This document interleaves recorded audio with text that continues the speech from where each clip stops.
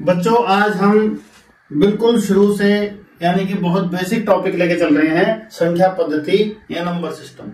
जिन बच्चों ने कभी मैथ पढ़ा भी नहीं है, अगर वो यहां से शुरू करेंगे तो उनको बहुत फायदा होगा किसी भी कंपटीशन में, क्योंकि ये बिल्कुल बेसिक है, बिल्कुल बेसिक। तो इसको हम बिल्कुल कंसेप्चुअल लेके चलेंगे, धीरे धीरे लेके चलेंगे। आप इसमें ध्यान दें। इसको करने के बाद ही आप बाकी जो परसेंटेज है, कॉस्ट प्राइस, सेल प्राइस है, एवरेज है, सर्विस एरिया वॉल्यूम, तब आप वहां पहुंचेंगे। ये आपको बिल्कुल बेसिक टॉपिक है, कैलकुलेशन पार्ट भी आएगा इसमें, तो वो आपको ध्यान से देखना है। तो बच्चों संख्या पद्धति यानी नंबर सिस्टम हम लेके चलते हैं। सबसे पहले आपका आता है नेचुरल नंबर्स। नेचुरल नंबर्स यानी कि प्राकृतिक संख्याएं, प्राकृत भी बोल देते हैं। वो क्या होती हैं आपकी? वो होती हैं आपकी काउंटिंग नंबर्स, जैसे 1, 2, 3, 4 अप टू 100। इनको हम बोलते हैं नेचुरल नंबर्स।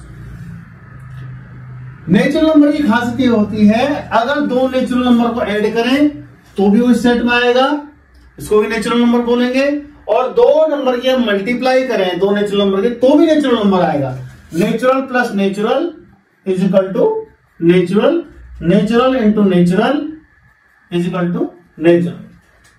लेकिन अगर हम आपस में माइनस करें इन्हें, जैसे हम अगर मान लो छोटे में से बड़ा घटा दें या उस नंबर में से उसी नंबर को घटा दें, तब वो नेचुरल में नहीं आएगा। तो इसके बाद आता है आपको होल नंबर्स। होल नंबर में क्या होता है, आपने इस सेट में 1, 2, 3, 4 में 0 और डाल दिया, 0, 1, 2, 3, 4 अप टू 100, तो ये आपके आ गए होल नंबर्स। ये आ गए आपके होल नंबर। होल नंबर को मैं W से शो कर रहा हूं। तो इसमें अगर आपने दो होल नंबर को ऐड किया तो भी होल नंबर, और आपने होल नंबर को होल नंबर से मल्टीप्लाई किया तो भी होल नंबर, और अगर आपने सेम होल नंबर में से सेम होल नंबर घटा दिया तो भी आपको होल नंबर। 1 में से 1 गया 0, 2 में से 2 गया 0, 3 में से 3 गया 0। लेकिन अगर आपने छोटे में से बड़ा घटाया तो आपको होल नंबर नहीं आएगा। फिर थर्ड पे आता है आपका इंटीजर्स। इनको बोलते हैं होल नंबर्स को पूर्ण संख्याएं हिंदी में, और इंटीजर्स को बोलते हैं पूर्णांक। ये क्या होते हैं आपके? ये होते हैं आपके, हमने सारे पॉजिटिव और सारे नेगेटिव नंबर ले लिए तो आपके बन गए integer. Integer plus integer is equal to integer, integer minus integer is equal to integer, integer into integer is equal to integer. तो इसमें तीन प्रॉपर्टी के लिए एक क्लोजर प्रॉपर्टी शो करा। क्लोजर प्रॉपर्टी यानी हम उसमें ऑपरेशन लगाएं और उसी में आ जाए। प्लस करोगे तो इंटीजर आएगा तो इंटीजर को ऐड करोगे, इंटीजर को माइनस करोगे तो भी इंटीजर आएगा, इंटीजर को मल्टीप्लाई करोगे तो भी इंटीजर आएगा। लेकिन आप इंटीजर्स को इंटीजर से डिवाइड करो तो जरूरी नहीं है कि वो इंटीजर आए। इसलिए हम आगे चलते हैं, अगली प्रॉपर्टी पढ़ते हैं। उसके बाद आता है आपका रेशनल नंबर्स।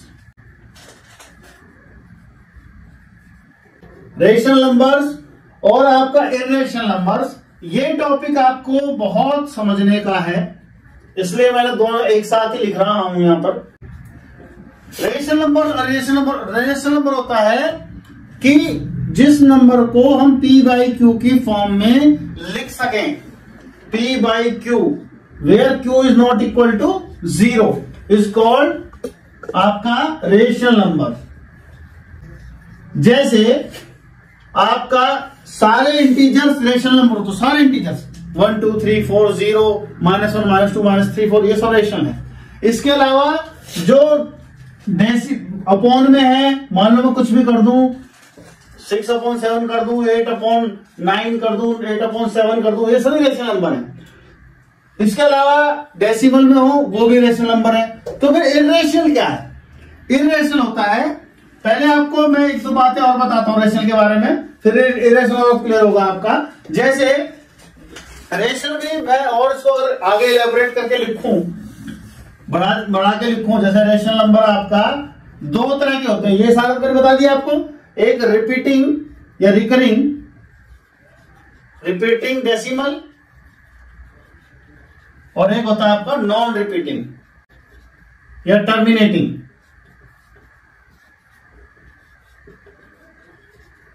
जैसे मैं कह दूं 10.4, इसको हम बोलेंगे टर्मिनेटिंग डेसिमल, मतलब ये खत्म हो गया, इसके डिवीजन करते करते खत्म हो गया। इसको हम इस फॉर्म में लिख सकते हैं इजीली।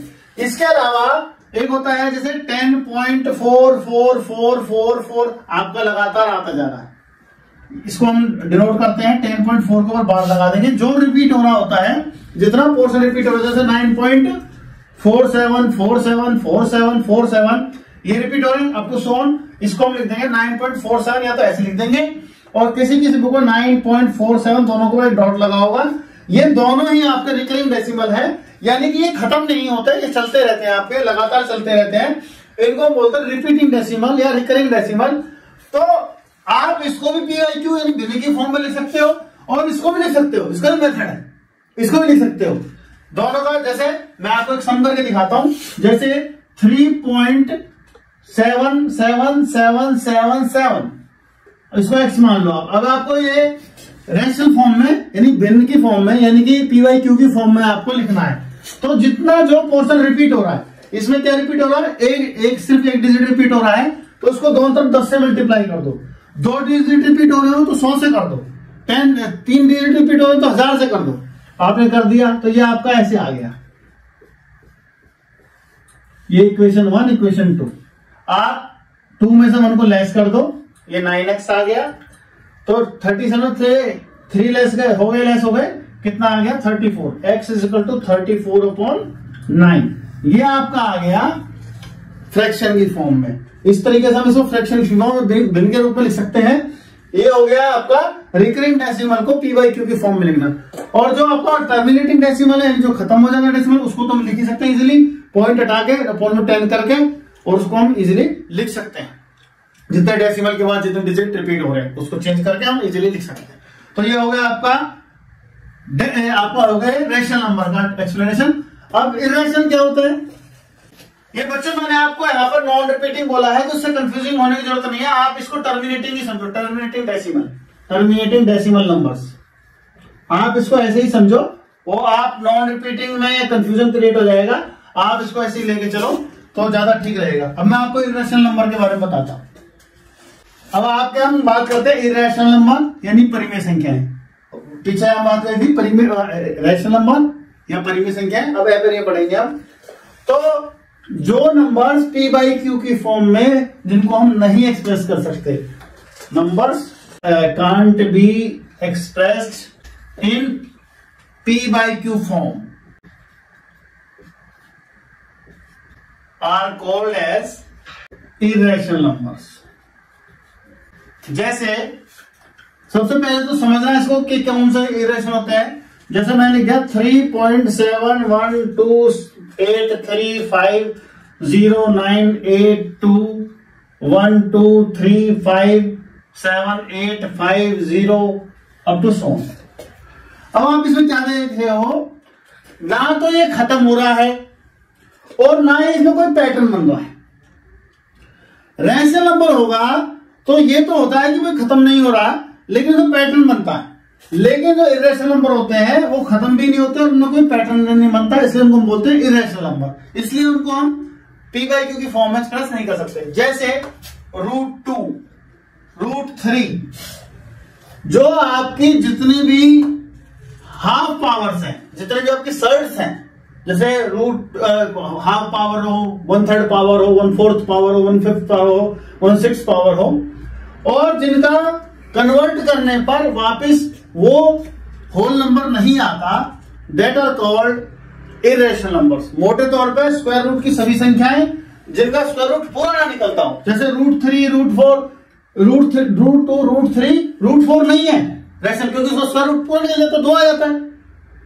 ऐसे ही √5, √6, √5, √6, √7, √8, √9 नहीं है, कभी निकल जाएगा। तो इन नंबर्स को हम बोलते हैं इर्रेशनल नंबर। इनके अलावा एक जो पाई है, पाई यानी 22/7, वो 22/7 लिखा तो है, लेकिन वो अप्रोक्सीमेट वैल्यू है सम्स को आसानी से सॉल्व करने के लिए उसको एक नंबर दे देगा 22.7, otherwise that is irrational number. वो दो नंबर्स का रेशियो है, सर्कमफ्रेंस अपॉन डायमीटर आपका पाई बोलते हैं।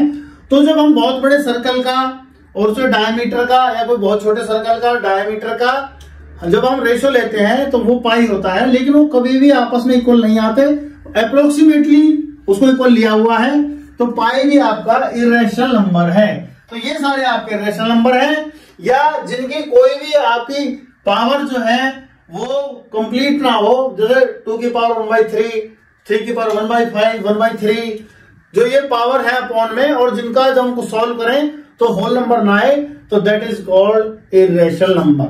मोटे तौर पर √2, √3, आप रूट के अंदर की सारी संख्याएं को आप इरेशनल नंबर कह सकते हैं। इनकी और खासियत होती है कैसे, जैसे मैं कह देता हूं कि 2 + 3 = 5, तो क्या √2 + √3 भी √5 होगा? नो। रूट के अंदर की संख्याएं वो कभी भी ऐड तब होती हैं जब उनके अंदर एक जैसा नंबर हो। जैसे मैं कह दूंगा आपसे 2√3 + 5√3, जैसे मैंने आपसे कह दिया, तो अब ये ऐड हो जाएंगी, रूट के अंदर एक जैसी संख्या है तो अब ये ऐड हो जाएंगी, इनको बाहर वाले नंबर को ऐड कर देंगे, 5 और 2 7, 7√3।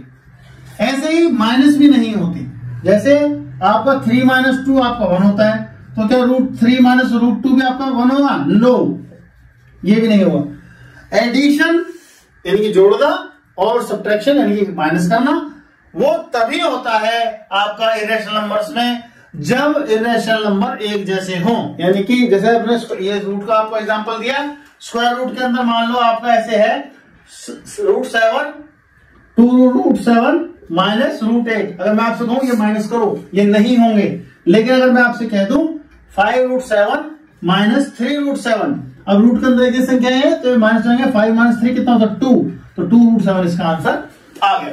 लेकिन मल्टीप्लाई हो सकती है, मैं आपसे कह दूं कि √7 × √5, तब आप लिख देना √35। मल्टीप्लाई हो सकती है, लेकिन एडिशन सब्ट्रैक्शन सिर्फ तभी होता है जब उनके अंदर एक जैसे नंबर्स हों। ऐसे ही आपका अगर हम डिवाइड करें तो डिवाइड करते हुए हमें ध्यान रखना पड़ता है।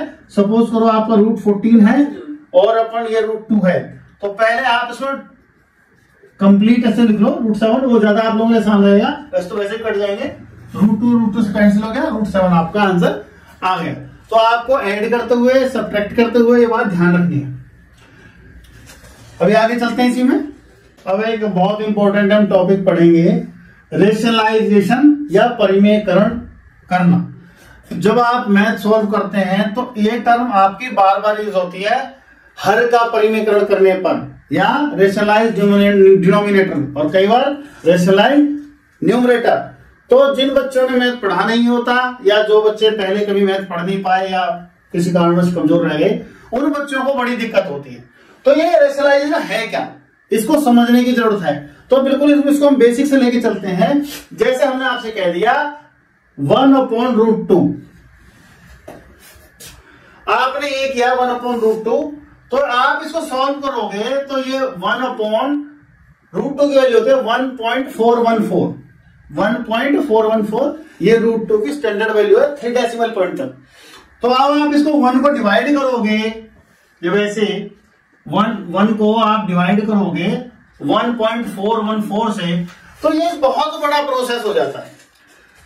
मल्टीप्लाई करना डिवाइड करने के मुकाबले कहीं ज्यादा आसान है, और उसी से पैदा हुआ है आपका रेशनलाइजेशन करना या परिमेयकरण करना।